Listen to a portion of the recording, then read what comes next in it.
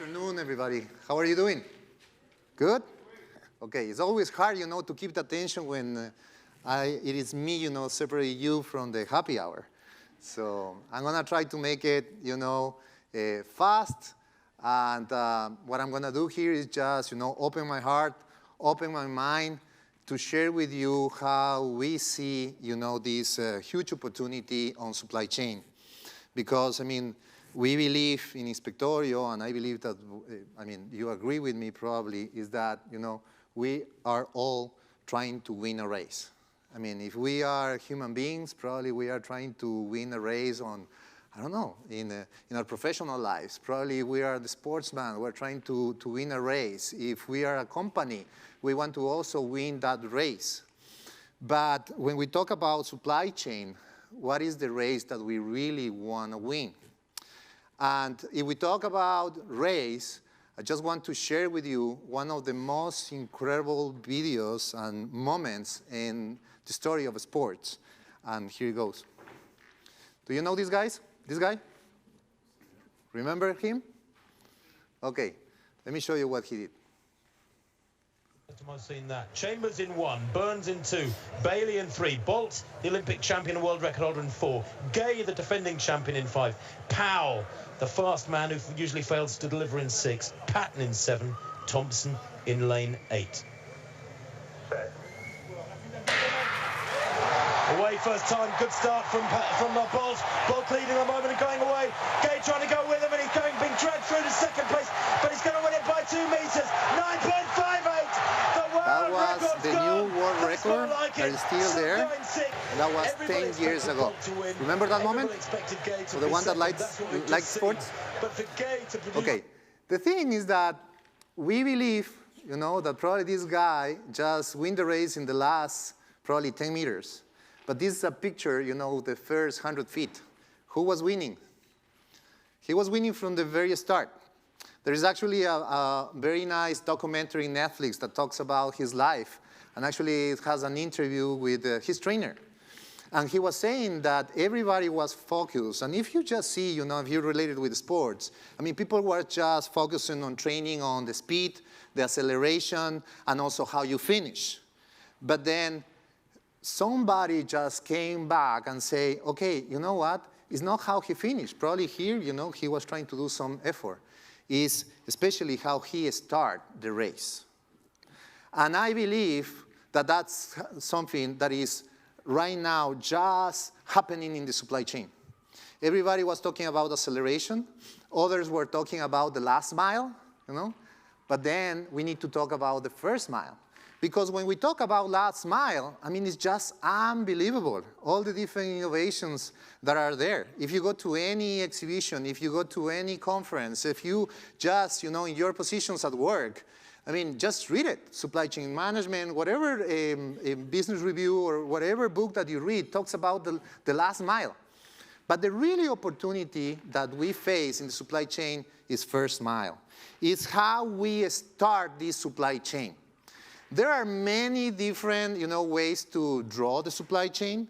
I personally like this one because it talks about raw materials, talks about also suppliers, what we are doing with them, also the manufacturing process, and of course the distribution and the customers, and the experience that the customer has, especially in that last mile. But if you see this, everybody is focused on here, but there are few of us that are focused on here. And here's where the real opportunity of optimization and efficiency appears. Why? Because if you don't have a good start, what mostly will happen is that you're going to lose the race. So focus on how you start.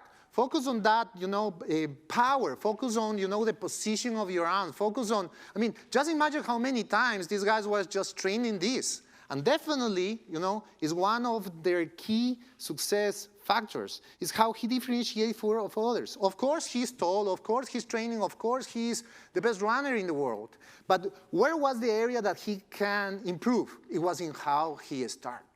So I invite you, to just start thinking about what we can do in the first mile, how we start this process, how we start this journey, and then, we can definitely go into the last mile. But if we have a false start, and if we have something bad in the start, for sure, we're not going to be successful in the rest part of the supply chain. And which is our first 40 meters? These first, 100 feet, where we definitely define who is the winner or the loser, is what we do here at the factory level.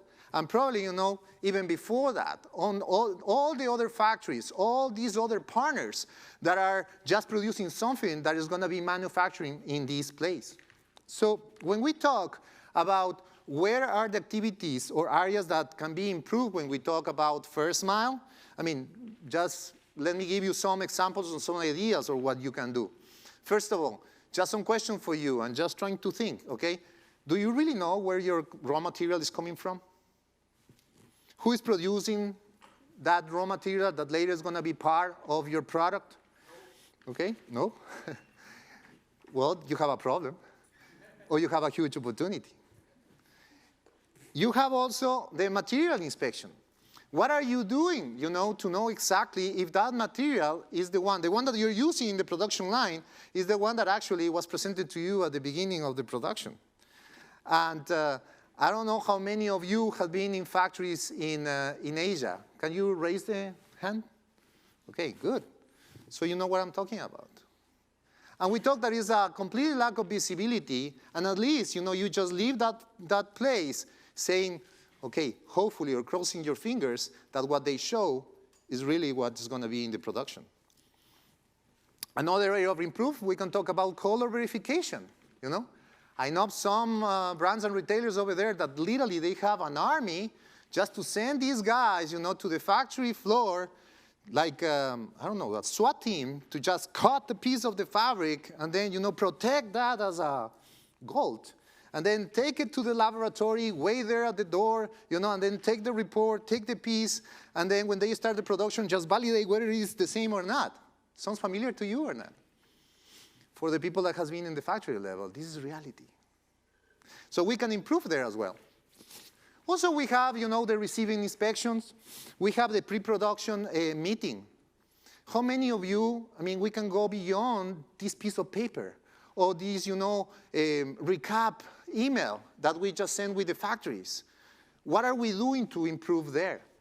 And I can stay here until tomorrow telling you what we can do in inline production, finishing packaging, final inspections, container loader inspection, environmental, social, and any other standard audit that you want to do. Unfortunately, what is happening right now is that, there is very few improvements or innovation that we have done here as brands and retailers. So probably the invention is there, but the innovation is not there.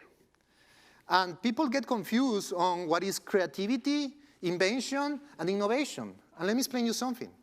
When was the first electric car invented? Right now, everybody knows about Tesla. But when was the first one that actually was here in New York or closer to here? Why 1903 or 304? Well, more than 100 years ago. Okay? We had electric cars more than 100 years ago. The invention was there. But then, 100 years later, the innovation is just appearing, because now we have people that are willing to pay for that. And when somebody is willing to pay for that invention is when the innovation just appears. So probably you have different races in your life.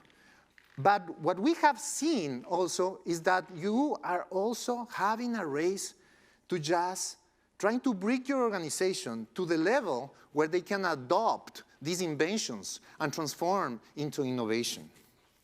There is a lot of education that you have to do internally. I know that you're dealing with your IT team. I know that you're dealing with other departments in your organizations. At least what I'm seeing in the market. So you need to know where you're going to be focused. You need to know who you are going to be working with, because there's a huge opportunity there just to improve. As for the people that just joined us, the video from Usain Bolt and how he started the race. So we are all here, in this world. And probably we have two choices. We just have to stay there at our position and trying to wait, for the changes to happen, or we can make things happen, and we can be part of the change. And that's a decision that you have, the right to choose. If you are here, hopefully it's not because your boss sent you, probably you are the boss, or if somebody sent you, it's because they believe that you can do something for the organization. You are different. You are part of the change. We are here in this room, and we can literally change the industry if we really want to make an impact. If we really want to change our way of thinking, if we really want to collaborate, if we really want to embrace all those innovations, embrace all those opportunities that are there, and transform them into innovation. The world, is moving really, really fast. There is a different way that you can see this. I mean, you can believe that changes are just linear. So probably, in 30 steps, I can be in the other side of the room. Or you can believe that the world is exponential. And in 30 exponential steps, I can go around the Earth twice. So what is the speed that you want to see in your organization? And how you see the changes in the industry? What do you want to do with that? And how you are facing this? And how you are also trying to push your team members to just get into the next level? Because this is a race. There's a huge opportunity in this first mile. But sooner or later, somebody is going to win it, and hopefully it's going to be you. So let me just share with you some public information. I mean, if you just go to Google and you just put the Gartner Emerging Technologies curve, I mean, just see, in the screen, all these technologies that people are talking right now. I mean, technologies that are going to be adopted, they said, in less than 2 years, from 2 to 5 years. I mean, just see. I mean, augmented reality cloud. There is another people that are talking about nanoscale 3D printing. There are others that are talking about, I don't know, the soon is probably 5G. And you know what is the reality in the production chain and in the supply chain? At least in the area that I and we as an Inspectorio are focused in, that is quality and sustainability. This is the reality. This is the technology that most of the people are using to perform quality inspections. And some of them is just a piece of paper and a pen. And if this is for quality inspections, let me show you the picture of a sustainability or compliance audit with a very tasty pen. But this is the reality. So it's kind of shocking, when we are talking about new technologies, when we know that there are all these technology there, and all this incredible potential of invention over there, and we as a brands and retailers are still dealing with our IT team to tell them and begging them, to just move from digital camera, pen, and paper. But you know what? You are not alone. But this is a journey. This is a race, definitely. But it's more than that. It's an endurance race. So for the people that wants to know more about the concept of first mile, there are some authors that are talking about first mile. And there are some concepts as well over there. But I just want to share this with you. It says that it's that time in any company's supply chain process where you can set a solid foundation to work with suppliers, engage services, and order materials. Okay? You can work in those 3 areas, or you can just choose one. But please, start, because there is a huge opportunity to just, bring the level of optimization that you want to see in your organization. So some of the first mile optimizations that, you can just also do it is increasing quality. I mean, right now, you can digitalize inspection executions. You can also increase margins because of the efficiencies and the productivity that you can bring to your production chain. You can also talk about managing inventory. You can also improve visibility. Today, there are technologies out there in the market that are ready to help you. Today, you can make it happen. And there is somebody that is not going to wait. That is the final customer. And finally, right now, with this new generation that is coming to your stores, these millennials, they really want to know who produced your product, what is the quality of your product, where is that product coming from. And actually, with the level of competition that we have over there, I mean, we definitely need to bring a different sense of urgency into the market to not only sell, but also to make it in a very profitable way. and a very responsible way on how we are interacting in different stages of our production chain. So just going, into some of the story, I mean, you can name it the way that you want, but what we have been seeing is that, especially in the production chain on apparel and footwear, we have had, like 3 different stages, and there are very specific stages on the collaboration or not collaboration with our business partners, talking about factory and vendors. The first one especially, I mean, you can add some years, less or more, but 1989, when you have more like this transactional stage, so it's more inspection-driven. Then, in 2004, we get into more a relational stage when we were moving from quality control to quality assurance, so it's probably more focused on the production line, et cetera. And then I would like to stay with the one that we are facing right now. That is what we call, and we have seen, and we have discussed this with many professors and also business people as you in the industry, is more, this partnership stage, where, you're moving from the QC to empowerment and accountability. I mean, we need to move on from that policing approach. We need to move on from that lack of trust. Because, technologies are there not only to control whatever is happening, but also to empower them. Because technology allows us to get into a different level of visibility and transparency and trust. It doesn't matter what are the offering that is in the market. That is the spirit that you need to have. And that's also a very important message that you can discuss with your team members. This is a very important message that you can also talk with the boss. Or if you are the boss, just discuss with your team members. What we want. We want to have just transaction with our business partners, or not even business partners, the people that just are producing our product, or we really want to go into more a partnership stage. And that means that if I'm going to partner with somebody, at least I want to know you more. At least I want to feel more comfortable with you, to be part, of my life. And unfortunately, this is not happening yet, but the wave is just coming because some people are just adopting this, and more people are going to get into this kind of approach. So let me share you what we have seen as Inspectorio, and you can apply, to different parts of your business. But when we talk about quality and sustainability monitoring, we talk about the ecosystem. So we have different members of our ecosystem. First of all, we have, the factories that they are performing quality inspection because they have somebody there at the field. You have also the vendors that they, in some cases, own factories, or they have their own team of inspectors, so they are performing inspections. You also have the third-party inspection companies that actually you hire them because you don't trust these guys, or you need just an objective way to just go and validate that information. And then also, there are some brands and retailers, and some of them are just here in this room, that they have their own team of inspectors or auditors. What is the problem?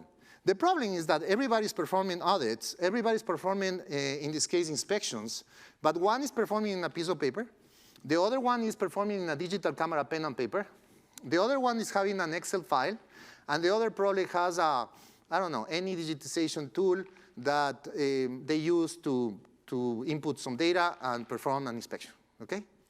Good, but that's not the problem. The problem is that you don't have a way to just communicate among your business partners. You don't have a common language. You don't have the possibility, to exchange that data and transfer that data, because that's the name of the business, into managerial information that can help you, get into a different level. So what we have created is an operating system, is like a common language, that it doesn't matter who performs the inspection, or it doesn't matter who you want to empower. It could be a factory, it could be a vendor, it could be a third-party inspection company. It could be your own team of inspectors. Since everybody is using the same system, the same workflow, and they're going with the phone and perform the inspection, the workflow that you create as simple as drag and drop, you can get that data, and you can access to that data in real time. You don't have to wait 1 or 3 days. You don't have to integrate with others. And if you want, we can also do it. But you have the possibility to get real data, actionable data in real time. So what is happening right now, as you, Sammy, and Bolt, and now in other professionals as well, and the sportsmen as well, is that they are getting their real-time information to know exactly who is who in your production chain. And this has the possibility to get you into a different level. Another thing that we have seen is that the traditional pipeline production chain model just works in silos. So you have, vendors that are just talking among them. You have brands and retailers that are just talking among them, but they don't have the possibility to collaborate. Or at least if they don't want, it's fair enough. But there is data that is there that through silent collaboration, you can work in algorithms. You can transform that into machine learning capabilities. And if you have enough data and enough processes, you can get into artificial intelligence process and trying not to get, and kill the jobs that are there in the market. Just transform those resources and bring quality, sustainability, and whatever other process in the first mile into a more intelligent process based on data. So we're moving to a data-driven approach, data-driven quality, data-driven sustainability. And let me tell you something, Excel is not going to take you there. The digital camera, pen, and paper is not going to take you there. And even if you just digitalize some process, if you don't have the possibility to just communicate and talk with others, it's not going to take you there. You need to get into a next level. You need to transform that and to just get part and be part of a network. It could be your private network with your partners in the ecosystem, or it could be a network, that all the brands and retailers, factory and vendors from the retail industry are going to be part of. Or at least one moment they were part of. But the system is learning, and it's keeping the algorithms, and it's keeping the best practices. And you can compare with, and have benchmarks, to just compare with others, and have real data, objective data, to compare not only you with yourself, to compare with others. Because if you want to win that race, you need to know what are the other people doing, what are the other brands doing. And if they don't want to share because it's fair enough, you need to have any access of information to list see best practices and compare you with the others. Because if you don't get out of your comfort zone, and if you believe that you don't have anything to improve, nothing is going to happen. And now is their race, is the race that we need to win. So we believe that if we talk about optimization, if we really want to talk about efficiency, if we want to talk about visibility, if we want to talk about transparency, that is getting a buzzword right now, we need to talk about collaboration. How we're going to get into real transparency if we don't want to collaborate? How we're going to get into real transparency if we're not able to communicate with, other members in our ecosystem? Imagine me right now is speaking in Spanish. Probably my English is not perfect, but at least I can talk to you. So we need to have exactly the same with our suppliers, with our vendors, with our third-party inspection company. We need to be part of a platform, network platform, or any other tool that could be in the market needs to be integrated, to just give you the possibility to access to the data in real time. It is a matter of collaboration. And if we can collaborate, and just imagine this, collaborating with other brands and retailers, we can eliminate that fatigue of audits, that fatigue of inspections that are out there in the market. And now that is possible. So, am I talking about digitization? My friends, digitization, we are getting into 2020. Digitization should be a commodity right now. Everybody should have any type of digitization. And if you're not having it, you're late. Digitization is not enough. It's a matter of data, data-driven approach, data-driven quality, sustainability, or whatever other process you want to improve in your first mile. So it doesn't matter who performed the inspection or the audit. Everybody should be transformed into one brain. And the one brain is the one that is going to take you to a different level, moving your data into actionable insights and optimization. Because at the end of the day is where we want to go. We want to go to that place where hopefully, the machine or some algorithms is going to help us. As right now your iPhone is doing it, as right now your smartwatch is doing it, this is possible also in the first mile of the supply chain or the production chain, especially on quality and sustainability. Okay, so trying to bring all these concepts into actions, and what are the improvements that you can see if you decide to just, go and trying to bring technology to that first mile. I mean, somebody here in the room want to increase on-time delivery? Yes? Okay, reduce inventory cost? Definitely. Work with the best. How many of you know exactly what is the performance of your vendors and factories in real time with objective data? Probably a data that was taken 30 seconds ago in Bangladesh. And can allow you to go into this board meeting to just present, in a map, what is the performance on quality and sustainability. This is possible now. Definitely it's going to help you, to sell internally whatever project that you have on technology, because everybody's talking about return of investment. Right now you can prove it. And it's not only a matter of the efficiency of the inspection process in the floor or whatever you are doing there. It goes way beyond that, because it's not only one technology or one use of that technology. It's all the different technologies and business partners that you can bring that at the end of the day are going to bring you that return of investment. Definitely it's going to help you save time, improve visibility, define best practices that I just mentioned, benchmark with others' ecosystem. That's something that we need to do in the industry, and through silent collaboration based on algorithms, it's possible to do it. And the other thing is reduce returns. Only you, especially the ones that are working in brands and retailers, knows what is the percentage of returns that you have right now. How much is that? Don't tell me. 2, 3, 4, 6%, 7, 9? Okay? Believe me or not, I know brands and retailers, talking internally, that they have more than 10% returns. Why? Of course they have problem in quality. Of course they have problem in sizing.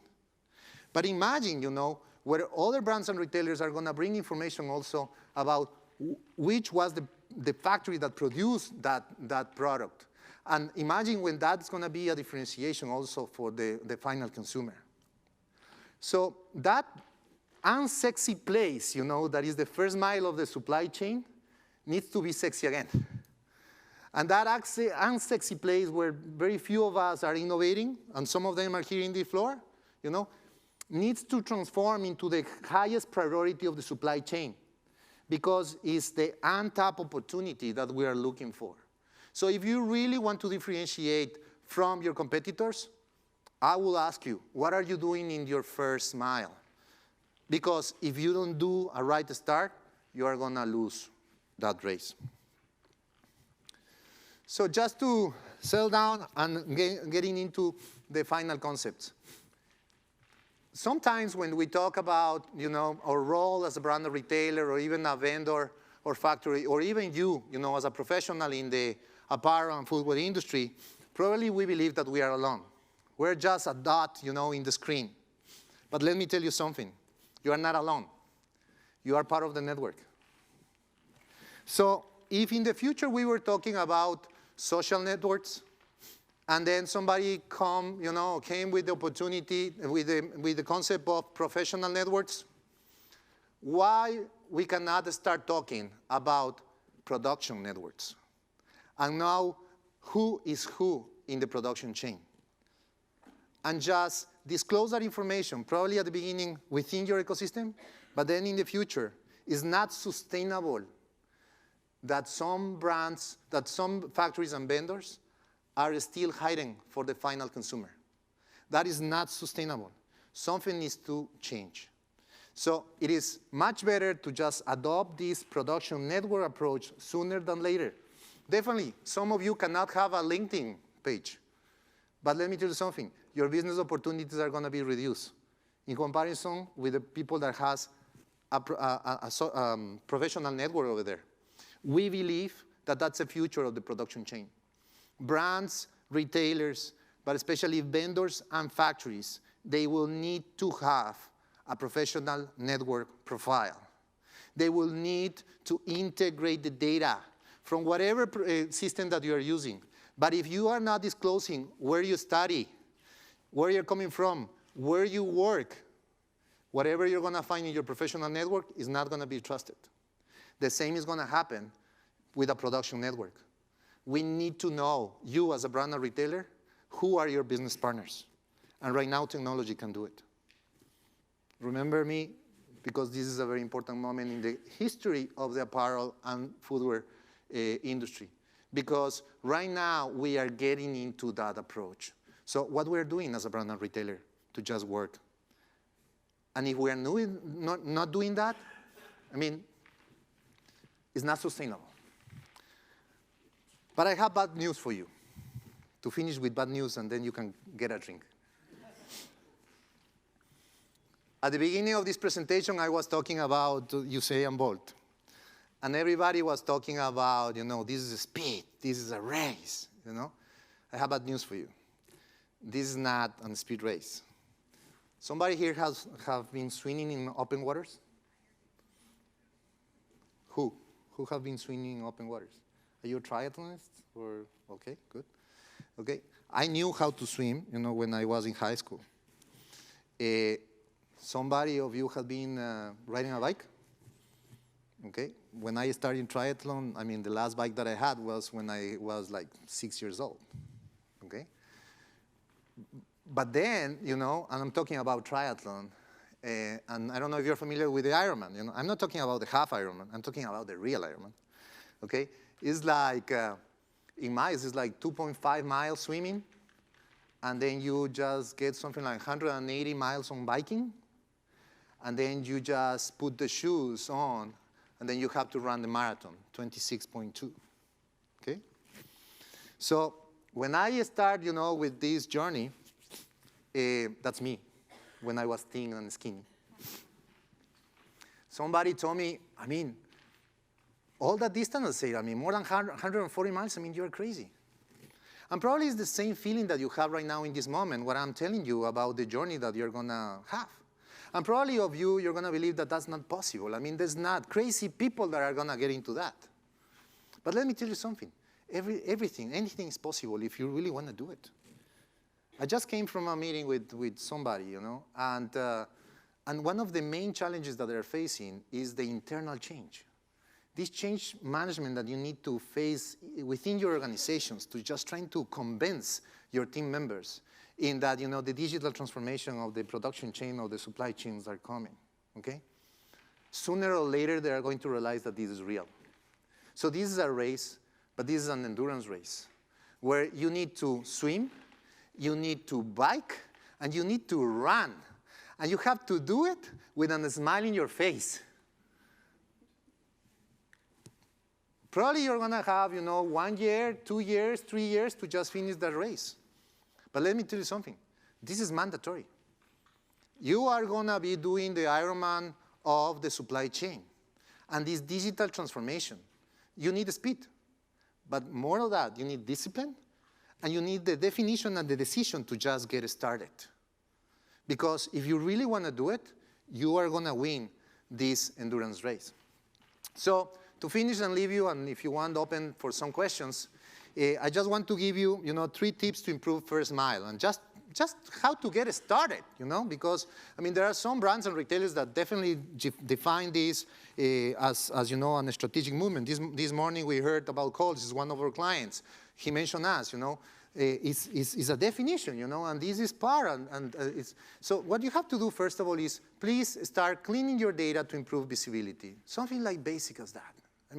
Try to just validate that the data that you're bringing to your systems is real and is validated. So try to avoid whatever, manual process. Start small. I remember when I started the Ironman, my first training was walking 1 mile, and then running 1/2 mile, 50 abs, and I couldn't even smile for 3 days. But it's how you start. And then, when you have to run the 10K, probably at the kilometer 8, you're going to be, dying. But then when you have to run the half marathon, you just run the 10K as nothing, This is like a training process. And if you're here, it's because you have decided to start this endurance race. And you really want to change and transform your organization. And if we can help you in quality and sustainability, we are open to do that. But it doesn't matter if you choose us or whatever other offer in the market.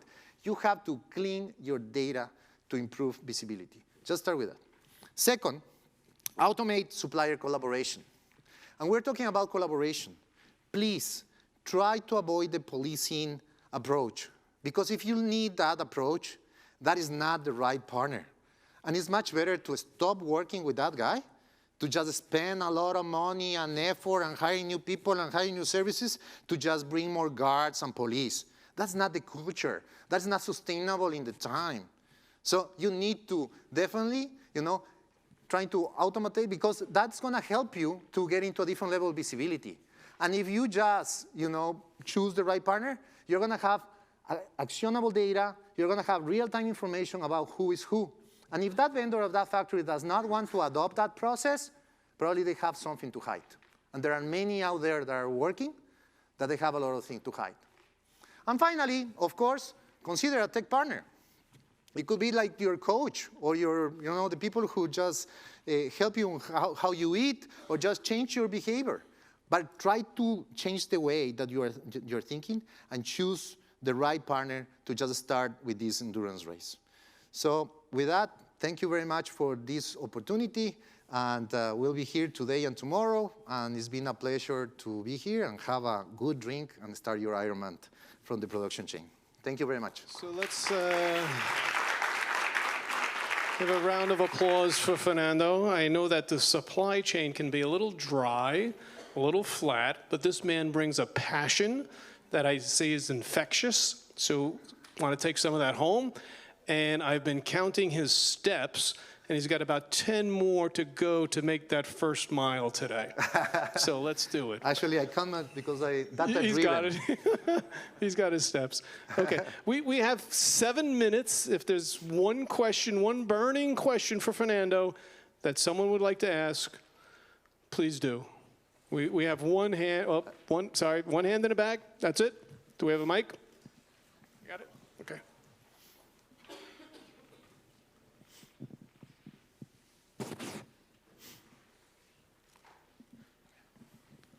Hi, my name is Richa, and I was wondering if you can just provide maybe a couple of examples of automating the data collection process besides taking pictures.